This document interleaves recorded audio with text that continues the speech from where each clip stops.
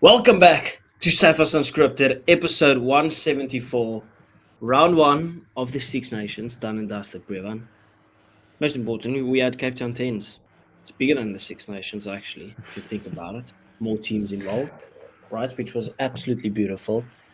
I had to watch most of the games on Sunday. I had like a proper lane on Sunday because I actually watched the Royal Rumble as well, which was sensational. So 3 games of rugby, well, 2 games of rugby and a Royal Rumble. Couldn't ask for a better Sunday. Well, to cure a hangover. Brevan, brother, how are you doing? Yeah, man, all good, all good. Crazy weekend of crazy, interesting weekend of Six Nations. I think we learned a lot about what we can expect from every single team. But yeah, I think just excited that you know, obviously this weekend is well upcoming. Bulls, Stormers in Cape Town, more Six Nations.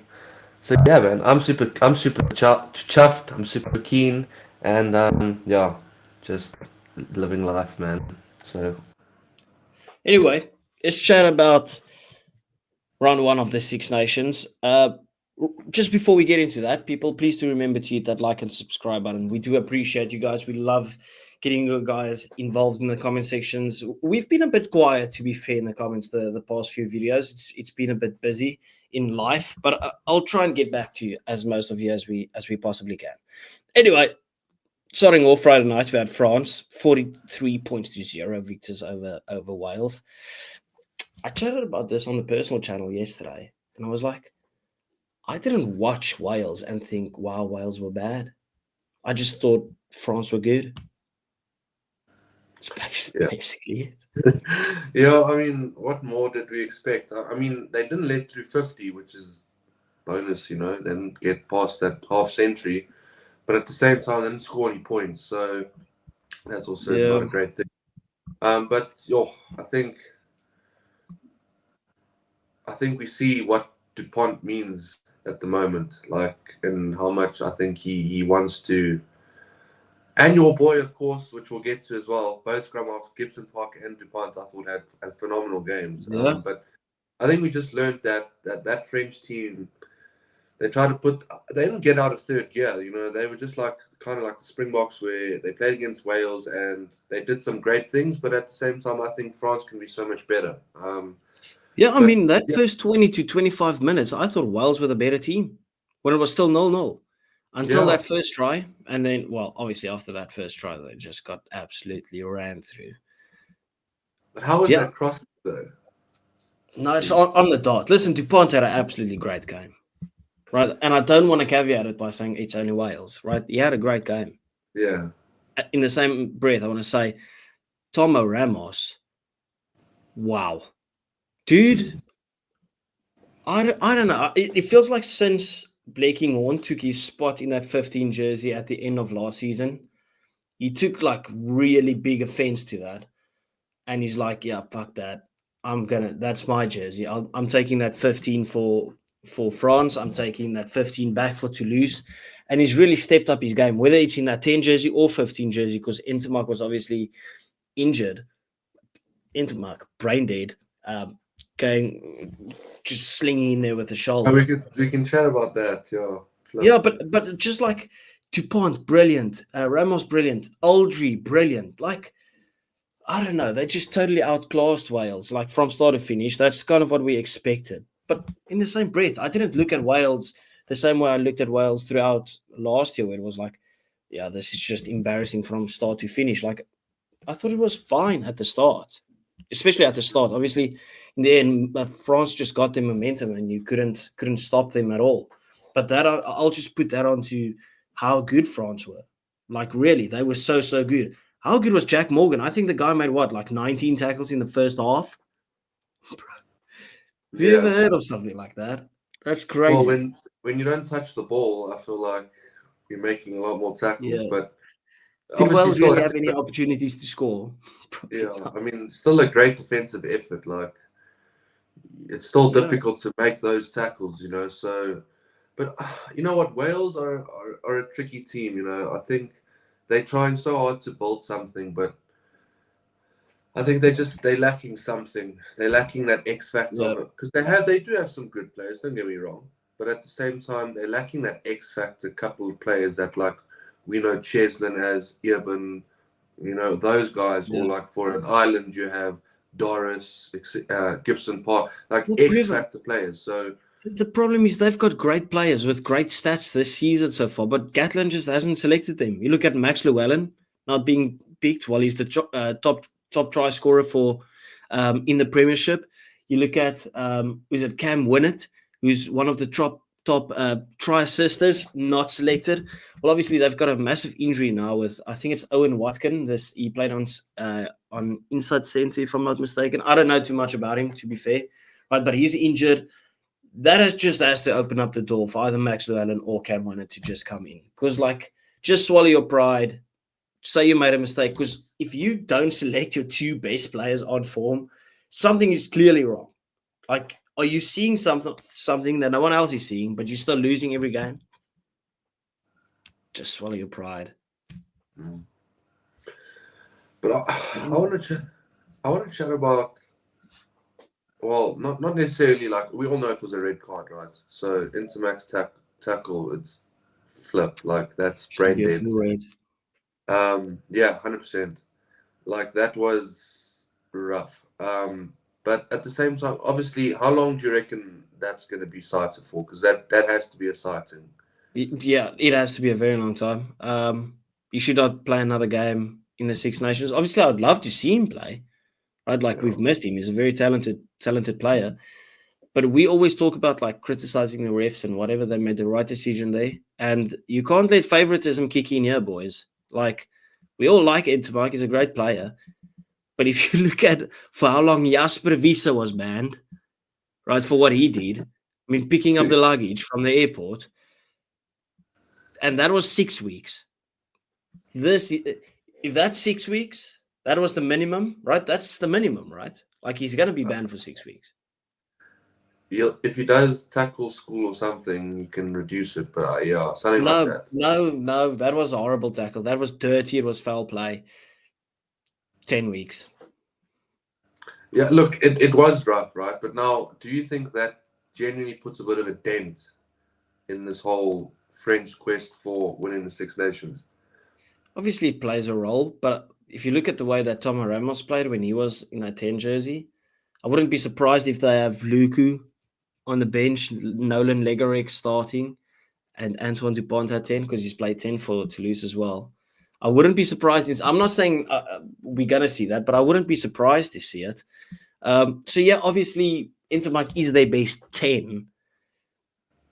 But let's not act like they are out of options.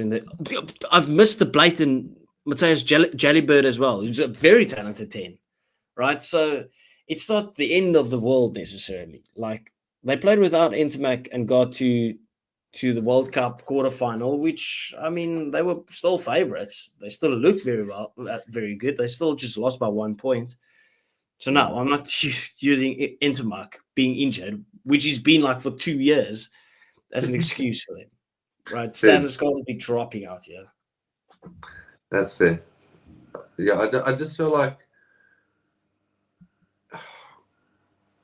that it was so nice to see that Dupont Intermac pairing again. That like it's just gone like that. And but obviously, like you say, they do have a lot of quality. Whether it's Ramos, Jalibert, whoever, they have a lot of quality. Obviously, someone can just slot right in, and they can make it work, right? But ultimately, look, I think on the game as a whole, it was expected. We expected France to outclass Wales, and that's exactly what happened. But Wales can still build on something because, like you said, does Jack Morgan get into the British and Irish Lions starting 15? No. Do you think it's because he plays in a bad team that he just stands out? Probably. I'm not saying he's a bad player, but he's obviously a bit better than the rest, if that makes sense. No, but I'm just thinking, like, just don't see a lot of weaknesses. He's so good over the ball. He's so good at the breakdown. He doesn't miss a tackle. His ball carrying was sensational against France. I swear he gets the ball. He gets over the game line every single time he touches the ball. He's got a cheeky little offload. He's quick. I've got him in there.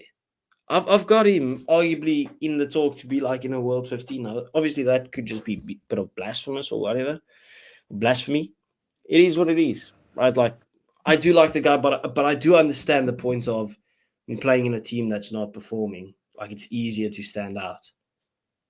Get what I mean? But then they also have quality players that are not standing out at all, like a Liam Williamson.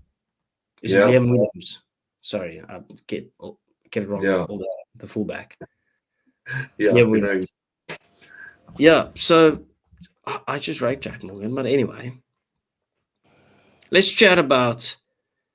Do you want to go Scotland, Italy, or do you want to chat about the juicy Irish versus England game?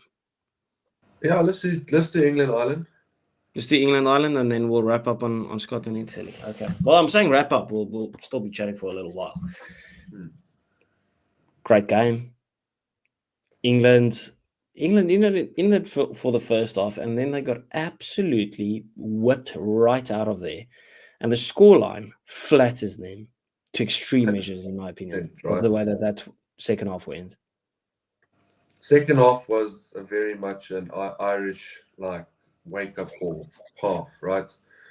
But think they needed that? I'm still not taking anything away from England here, right? So what I wanted to say is that English side, there's massive potential there. I'm telling you, but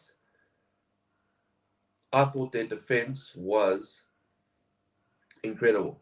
But all four, the three tackles that led to their 3 tries, right? You look at Alex Mitchell and James Lowe. If that tackle is made, they don't score. You look at, I think, who made the tackle on Bundy Aki? Who tried to make the tackle on Bundy Aki when he scored? Oh, Marcus Smith, I believe it was. Yeah. He just bulldozed over Marcus Smith. And then Alex Mitchell was part of that one as well, but it just slipped off. Yeah, look, the thing is, right, if those tackles are made, you're looking at a different game. Obviously, look, the Irish were better, right? They were better in that second half. Tommy Freeman slipped 3 tackles while scoring that final one.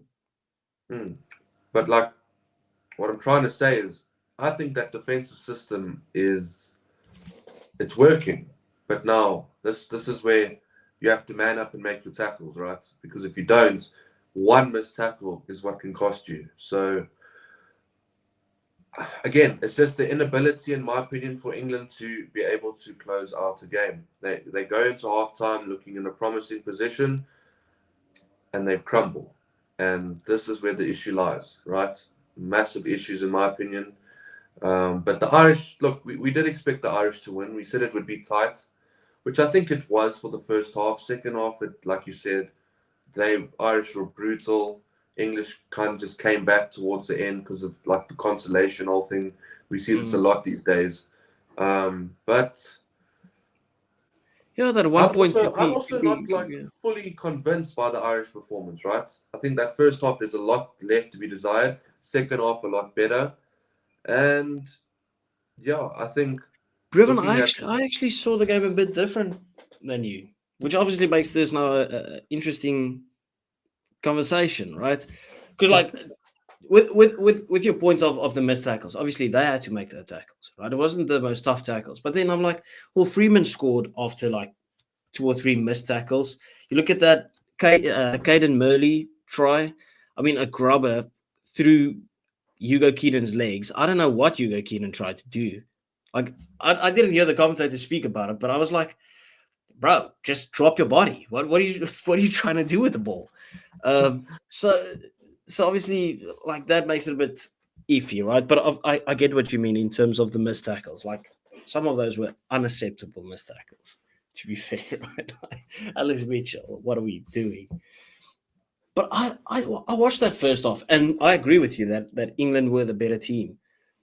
But it never felt like they were the better team to the extent where it's like, okay, if they can just hold on and keep on going like this. It felt like they were the better team because they just defended well. But Ireland kept probing and probing and probing and probing. I mean, Ireland had a disallowed try as well, because they tried the little dark arts from Tide Burn, who, by the way, had a sensational game as well. So for me, obviously, I watched it knowing the result. Okay, so take it with a little grain of salt. But I was like going into that second half, and I didn't think like, okay, well, Ireland's in massive trouble out here. I was just like, okay, well, England's fronting up nicely, but you could see the tides being turning from like minute 26, 27, where it was, okay, good offense by England, but Ireland's been having all of the ball. Like they've had all of it.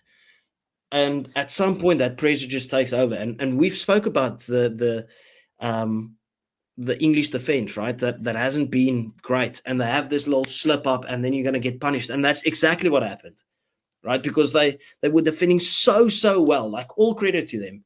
But they've made about 3 mistakes, and all 3 of them led to tries. Just thinking about that. Like, it was kind of just exactly how we summed it up before the game, where it was like, if you're going to make mistakes against a system like the Irish, who's so efficient in attack, you're going to get punished. And there's so many positives for Ireland. I know I'm just rambling on a bit, right? But if you look at the way that all the Kiwis that play in Ireland, they were sensational. Gibson Park, Bundyaki, James Lowe. James Lowe, wow. Right? And then you look at, Jack Crowley came on, played brilliantly. Holy shit. To be fair, he did. Prendergast was great as well. Crowley made team of the week. He played about 20 minutes. Can you believe it? But you know, there's a little hidden gem, right? That I just have to give a little shout out to that played sensationally. Ollie Lawrence. How good he's so underrated. He's so underrated. He was so good. How good was Caden Murley? Yeah, look, I think I wanted to give a shout out to James Lowe. I thought he was really good. I think a lot of people give him some trouble and some criticism, but I really thought he had a good game. Mm-hmm. I thought Bundyaki showed why he is one of the best centers in the world. And then Gibson Park, dude. I mean, you wanted this. You said player of the year. First game. We got man of the match. Man of the match. And they got a dub. So that's a great start towards that prediction. Yeah. And yeah, I think Prendergast, I think you can see how he's going to fit in. I do think he could have done a few things better. But like we said, they have to start him again next week. I agree. So this is a thing of like we think of like with Sasha, right? We know Sasha's not going to get it right 100 times out of 100 at this young age. It's the same thing with Prendergast now. He played that Sexton role, and I could see he was playing that Sexton role. It's just obviously the fine tunings will need to come together. But I saw a lot of people criticizing him, saying Crowley should start. No, if Crowley can do one game. Like, why would you not want that? Because I feel like Prendergast will only get better. You will not get worse from him. I will a million times out of a million rather have Crowley on the bench than Prendergast. Not because I think Prendergast is better or Crowley's better. I think Crowley's impact of the bench will be way more significant than Prendergast. Like Crowley's got that hidden bit of magic that you would want to bring off the bench, and he's got more experience. Yeah, so I think they should really stick with Prendergast and give the guy the whole Six Nations. Like I think he'll benefit from it. He'll do well from it, and then they go into a World Cup in 2027 where the guys had 2 years of full Test match experience, right?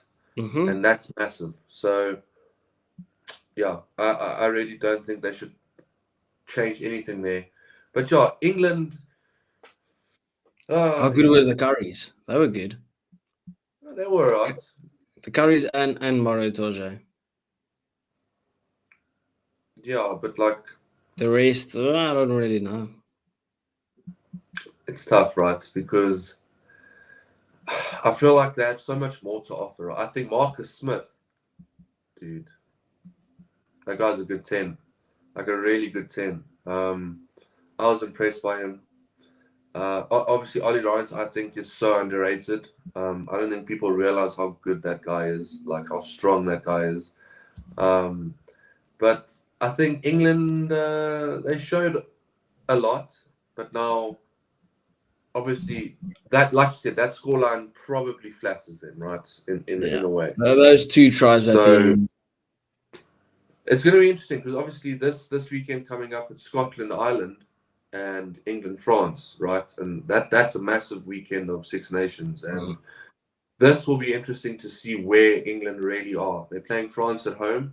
I'd like to see something, and then obviously let's see what Scotland can do against the Irish, right? Because that's going to be interesting as well. Let's actually move on to Scotland versus Italy. On that note, that game of the weekend, in my opinion, I thought it was such a high pace the entire game.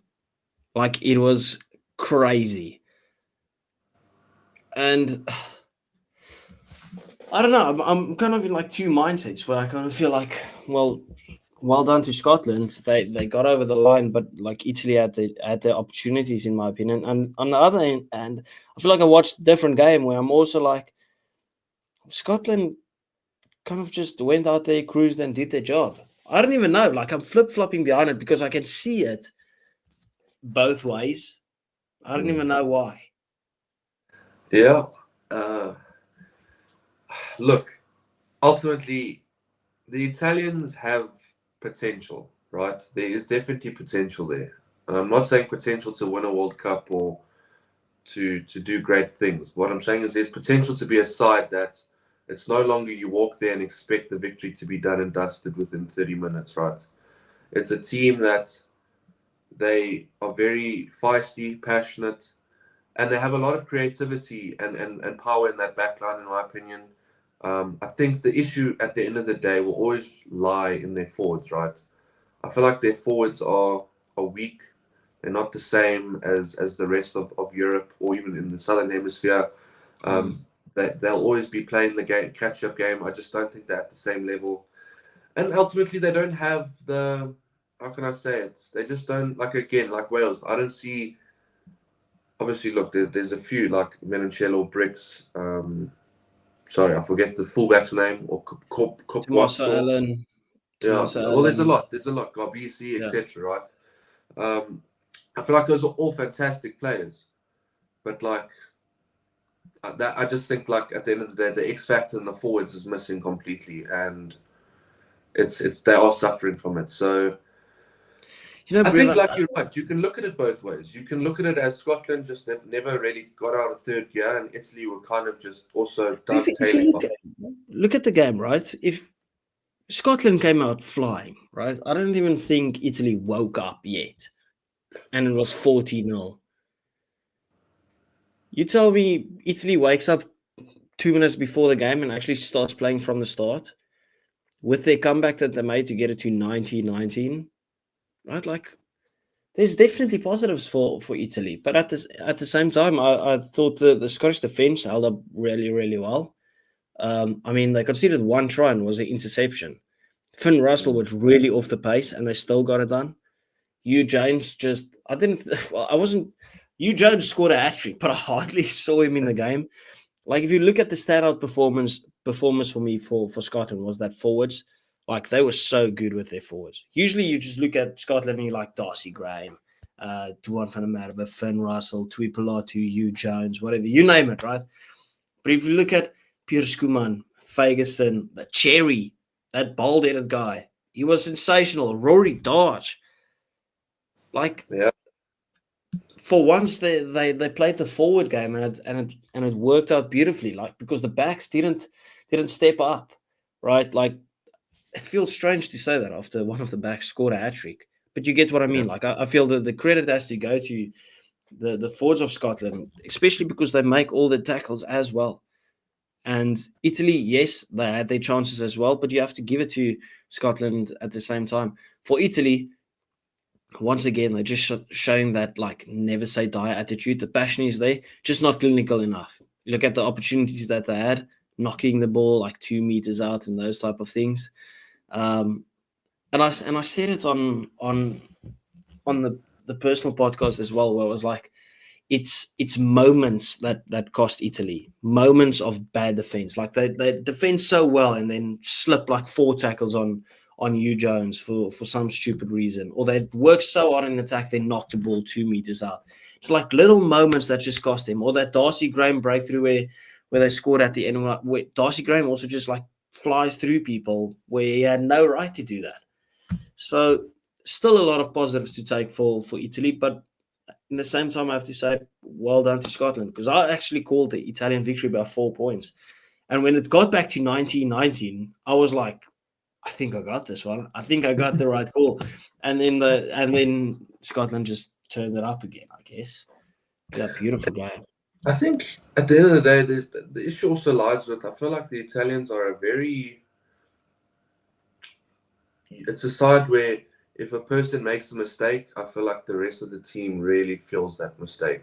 Like you said, a slip tackle then causes a downfall, essentially, in part of the game. And to be a good team, that can't happen, right? Because mistakes are going to happen, right? And mistakes are going to cause you to be on the back foot. But you have to be able to counteract that pressure and kind of just, it was a mistake, but we move and we carry on. So, and again, like you said, the Scottish forwards were fantastic, right?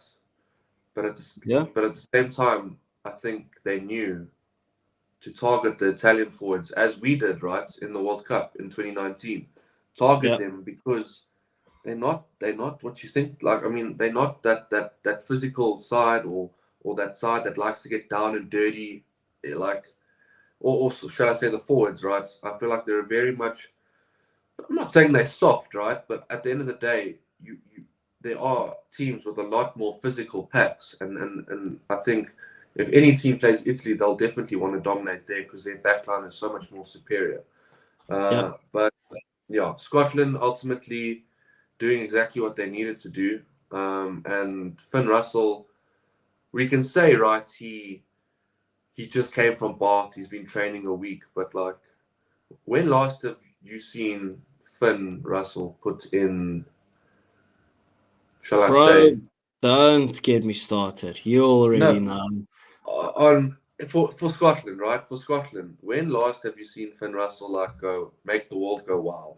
Like, Bro, I haven't seen it in years. Like, I'm they sorry. could maybe say I'm not that English I'm not a game. Finn Russell hater. Like, I want to see this magic that everyone's talking about. But every time I turn on my TV, whether I watch Bath or whether I watched when he played for Racing, when I watch Scotland, I'm just like, there's one brilliant game that I saw, and then I was like, okay, holy shit, maybe they've got a point. And that's when he played for the British and Irish Lions against South Africa. When he came Against on us, yeah, for Dan Bigger, I was like, yeah. this guy's fucking class. I don't think I've seen something like this in a good while. After that, it is stinker after stinker after stinker, and it's not like once in a blue moon I watch the guy. Like, I watch all the Scottish games and stuff, and I'm just like, maybe they had a point in not playing him. I Yeah, don't even. I, I also like. I think Finn Russell has to be a lot better if Scotland want to improve, right? I Let, really do. let me say it like this: the way that how quickly people say best in the world, like, it's not justifiable at all. Because that's what I'm judging it on. Like, when people talk about the best teams in the world, they're like Finn Russell. I'm like, how? Like, it doesn't make any sense. I'm watching this and I'm like, what can Finn do that? I've always said this, right? Now, this sounds stupid. People think I'm being stupid when I say this. What can Finn Russell do that Monty Lobo can't? Just, he kicks a goal better. I'll give him that. Well, currently Monty's kicking pretty well. But, like, I think Monty's got a better pass. He's quicker. He's got a better step. He's sensational at playmaking. Like, be serious. What does Finn Russell do better? He's probably a better Yeah, leader. no comment. But um, because you don't want to angry the people. Anyway, I don't want to go on a Finn Russell rant or anything. Like, I do like the guy, I do like his vibe that he brings and everything, but I'm just putting standards out there. Like, for how quickly people say he's the best in the world, I want to see him be the best in the world. I wouldn't have a problem saying he's the best in the world. At the moment, I think it's Marcus Smith. He's the best 10 in the world. So, you know, I'd do anything for Finn Russell to go over Marcus Smith. I don't like the English. Why would I like the English? yeah, ultimately, Finn Russell, whatever people may think of him, I just think it's straight down to facts. I think he needs to be a lot better, right, for Scotland. I think they could do with a better Finn Russell. And look, I think Finn's been a very controversial character, right? I think when the stuff really started with Finn, when there was obviously, if I'm not mistaken, there was a bit of Yeah, him and Gregory. That's why I him and said maybe Greg. they had a maybe Gregory knew best in not playing him. I just think since that, I think Finn's just been, I don't know, there's something missing because I think Finn can be better, right? It's since It's he's just taken I'm that not, captaincy role, don't you think? yeah, Or like co-captain. because ultimately I don't know if I even see Finn Russell as a captain. Not saying he's not a leader, right? It's like Andre Pollard, for example. I don't see Pollard being the captain of the Springboks. I just don't, right? But I know he's a leader. I don't know. I don't know. Depends. But Obviously, I how think, he's seen in the squad. Like we can do it from an outside perspective, and for me, Rory Dodge, someone like that, makes a great captain. Tui Pilotu would be a great shout. Jamie Ricci was a great shout. I don't know. It's something always about like either a hooker or a flanker being captain just makes the most sense. I don't know. Yeah. maybe. Point Anyway, is he needs to be better. If they want to go far and pull off that upset victories for especially like this weekend that they're going into, you need a great Finn Russell. You need that Finn Russell that we just spoke about that pitched up against the Springboks there to show, yeah, because he was an absolute menace. Like everything he 100%. did, everything he did turned into gold, and that's kind of what you need over here. Yeah, like I remember it because obviously when he slotted into the squad, there was this talk about how Finn Russell was going to ignite the game and he was going to do something, and we all sat in suspense, like, is he actually going to? And he came on and he did, right? I remember he caused us a lot of trouble. His creativity that was working, right? But like you said, we need to see that Finn Russell again for Scotland to start making strides towards because like I still think England beat them. Uh, and look, a fourth place finish for the Scots, they will be very disappointed. And yeah, you even I had had them. them fifth, but You obviously had they them just fifth, won this but that game. yeah, after the Italian whole thing, but fourth or fifth, whatever. I think that's still very disappointing for Scotland. They're basically the best of the rest. I mean, if or how can I say this? Yeah, but our They're expectation they're the from the worst start of the for them main was fish. to just win that Calcutta Cup. They have to secure it. They haven't lost it in how many years? Um, yeah, Yeah, basically.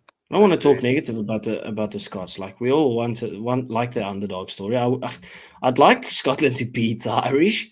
I'd like Scotland to beat the English. I'd like the Scots to beat France. I would like the Scots to win it all. Do I think that will happen? No, that's why I predict them to come fifth. So it is what it is. Anyway, let's wrap it up. People, thank you for watching. We do appreciate you guys. Thank you always for loving and supporting us. We do love and appreciate you. So yeah, please remember to hit that subscribe Subscribe. button. Yeah. Sorry, little brain fart. Bye bye. Toodle doo. Ciao.